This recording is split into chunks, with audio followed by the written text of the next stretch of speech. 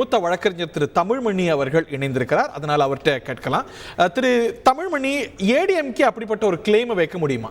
ஏனென்றால் ஏடிஎம்கே பொதுக்குழு, செயற்குழு இந்த மாதிரி ஹையஸ்ட் பாடி எல்லாம் கூட்டி அவர் எங்க உறுப்பினரே இல்லை அப்படின்னு சொல்லிட்டாங்க. அப்படி ஒரு நிலை இருக்கும்போது ஏடிஎம்கேவால திரு பன்னீர்செல்வம் வேறொரு கட்சியில் இல்ல, ஒரு இண்டிபெண்டா அவர் போட்டியிடுவதை எதிர்த்து அதன் காரணமாகவே அவரது எம்எல்ஏ பதவியை கேள்விக்குள்ளாக்க முடியுமா? சட்டம் சொல்வது என்ன? 100க்கு 100 இது தவறான கேள்வி. உங்களுக்கு நல்லா தெரியும், 11 ஜூலை 2022 பொதுக்குழுல ஒரு கட்சியை விட்டு அனுப்பிச்சாச்சு.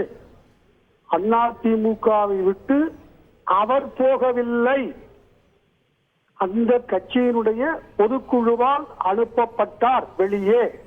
அன்றிலிருந்து அவர் அதிமுக என்று சொல்லிக் கொள்ளக் கூடாது, வேட்டி கட்டக்கூடாது, சட்டை போடக்கூடாது, துண்டு போடக்கூடாது, சின்னம் கிடையாதுங்கிற யுத்தம் நடந்து உச்ச நீதிமன்றமும் ஆமாம் ஆமாம் உனக்கும் அதிமுகவுக்கும் சம்பந்தமில்லை என்று சொல்லி இன்றைக்கு இறுதியாக உயர் நீதிமன்றமும் 2 நீதிபதிகள் இல்லை, இவைகளெல்லாம் நீ உபயோகப்படுத்த முடியாது, நீ கட்சிக்காரன் இல்லை என்று சொல்லிவிட்டார்கள்.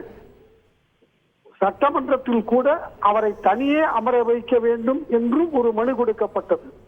தனியே 4 பேரை. காரணம், அவர்கள் அதிமுக இல்லை, அவர்கள் அதிமுக என்று சொல்லக்கூடாது, அதிமுக என்றவர்களை பேச அனுமதிக்க கூடாது என்று 2 நாட்கள் நினைவு. ஒரு குறுக்கீடுக்கு மன்னிக்கணும், அதிமுகவை பொறுத்த வரைக்கும் அவர்கள் 4 பேரையும் அன்அட்டாச்ட் மெம்பர்ஸா, ஏடிஎம்கே மெம்பர்ஸா இல்லாம அன்அட்டாச்ட் மெம்பர்ஸா தான் கருதணுங்கிறது அவங்களுடைய எண்ணம் இல்லையா? அதான் அவங்களுடைய அன்அட்டாச்ட்னு சொன்னாலே அவங்க மெம்பர் தான். எந்த கட்சியிலயும் அவங்க அட்டாச்ட் இல்லைன்னா என்ன சார் அர்த்தம்? காங்கிரஸ்ல இல்ல, இப்ப ஒரு பொலிட்டிக்கல் பார்ட்டில சேர்ந்திருந்தாங்கன்னா அது வேற. நீங்க கேட்கிற கேள்வியினுடைய நுட்பத்தை என்னால புரிஞ்சுக்க முடியுதுங்க.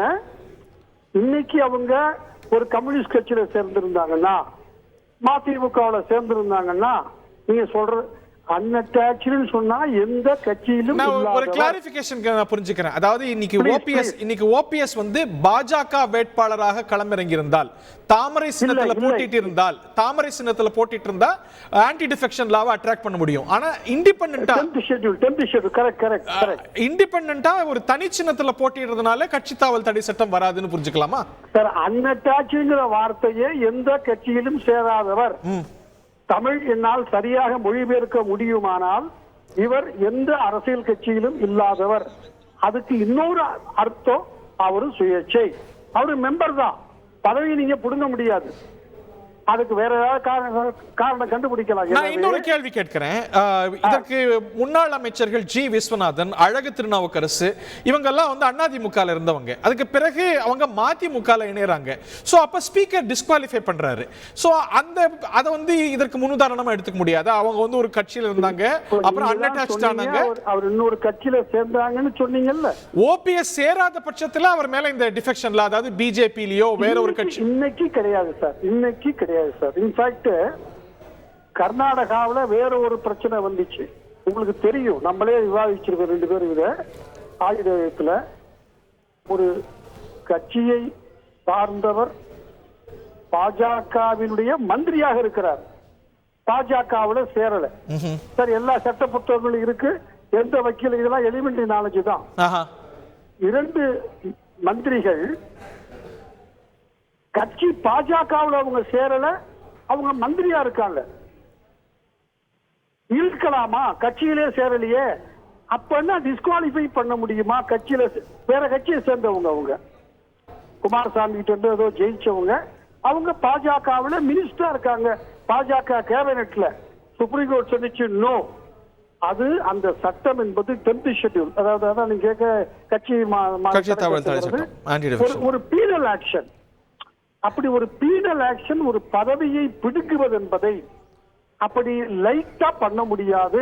இல்ல, இப்போ இந்த கட்சி தாவல் தடை சட்டம் சின்னத்துக்கு பெரிய முக்கியத்துவம் கொடுக்குது. அவர் ரெட்டல சின்னத்துல போட்டிட்டு இருக்கிறார், அந்த எம்எல்ஏவா தான் இருக்கிறார். அப்படி இருக்கும்போது அந்த அசெம்பிளியோட இடைப்பட்ட காலத்திலேயே வேற ஒரு சின்னத்துல போட்டிடுறத அந்த சட்டம் எப்படி அணுகும்? சார் அண்ணன் சொல்றேன், அன்அட்டாச்சுங்கிற வார்த்தைக்கு தயவு செஞ்சு தமிழ்ல புரிஞ்சுக்கிட்டோம்னா எந்த கட்சியும் சேராதவர், எந்த கட்சியும் சேராதவர்ங்கிறதுக்கு இன்னொரு ஒரு பாப்புலர் லாங்குவேஜ் சுயேட்சை. அதை நீங்க ஏத்துக்கிட்டீங்கன்னு சொன்னால் நீங்க இதை புரிஞ்சுக்கீங்க, இது ஒரு பீனல் லா. பீனல் லாவை எப்படி வேணா பண்ண முடியாது. ஆனால் அவர் ஒரு தப்பு செய்கிறார், அவருக்கு யாரும் சொல்லிக் கொடுக்கவில்லை என்பதுதான் உண்மை. உங்க டிவியில ஆயுத எழுத்துல நான் கடைசியா வந்தப்போ 12 நிமிடம் இதை அவருக்கு எப்படியெல்லாம் கிடைக்காத சின்னம்னு சொன்னேன். அவர் எனக்கு எப்படி நான் பெறப்போகிறேன் என்பது பரம ரகசியம்னு அறிக்கை விட்டாரு. பரம ரகசியம் என்ன ஆயிடுச்சுங்கிறது சிதம்பர ரகசியமா எல்லாருக்கும் தெரிஞ்சதா மாறிடுச்சு. இப்ப ஒரு பெரிய தவறு அவர் செய்யறார், அதுதான் முக்கியம். அவர் எங்கே நிற்கிறாரோ சுயேட்சையாக நிற்கிறார், ஆனால் இரட்டை இலை சின்னத்தை எதிர்த்து நிற்கிறார். அவர் வாக்கு கேட்க போவது இரட்டை இலையை எதிர்த்து வாக்கு கேட்கிறார். நான் சொல்றது உங்களுக்கு புரியுதா? அப்ப ஏடிஎம்கே மேல அவர் கிளைம் வச்சிருக்கக்கூடிய கேசஸ் அதை பாதிக்குமா? சரி, 100% பாதிக்கும். நான் அதையும் சொன்னேன் சார், உங்க டிவி ஆயுதத்துல அதை சொன்னேன். இவருக்கு தெரியல, கூட இருக்கிறவங்க சொல்லி கொடுக்கல இவருக்கு. இவரு சார், நான் அவர் நிலைமையில் இருந்திருந்தேன்னா அவரு மேல வருத்தப்பட்டு தான் நான் சொல்றேன். அவருக்கு ஆதரவா தான் சொல்றேன். அந்த கருத்தை அழகான இதை ஃபேஸ் பண்ணிருக்கணும்.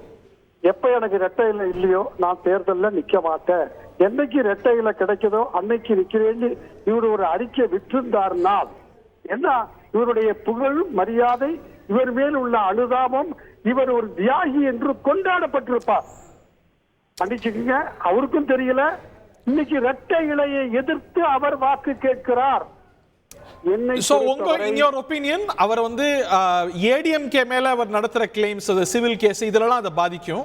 ஆனா எம்எல்ஏ பதவிக்கு பாதிப்பு ஏற்படாது. எம்எல்ஏ பதவியே பாதிக்காது. எம்எல்ஏ எனக்கு அவரு இதை இல்ல, அந்த எல்லாம் பாதிச்சிருச்சுன்னு சொன்னால் இதுக்கு எம்எல்ஏனா இவங்க அனுப்பிச்சிட்டாங்க கட்சியை விட்டு. ஆனாலும் கூட கட்சியை விட்டு அனுப்பிச்சதுனால அசம்பிளியில இன்னொரு கெட்டு போயிடல. பட் இன்னைக்கு இரட்டை இலைக்கு எதிர்த்து எனக்கு ஓட்டு போடுங்க, இரட்டை இலைக்கு போடாதீங்கன்னு ஓட்டு கேட்டாருனால் அது ஆன்டி பார்ட்டி ஆக்டிவிட்டி. அதாவது எந்த சின்னத்தில் இவர் எம்எல்ஏவாக வென்றிருக்கிறாரோ இன்றைக்கு ஒரு வெளியே அனுப்பப்பட்டிருந்தாலும் ஓட்டு எதிர்த்து அந்த கட்சியை, அந்த சின்னத்தை, அந்த கட்சியை எதிர்த்து கேட்டாருன்னா அவரை பாதிக்கும். Okay, very interesting. ரொம்ப தெளிவா இருக்கணும் அதுல. நன்றி. Thank you very much mister Tamilmani. செய்திகளை உடனுக்குடன் தெரிந்து கொள்ள உடனே சப்ஸ்கிரைப் பண்ணுங்க.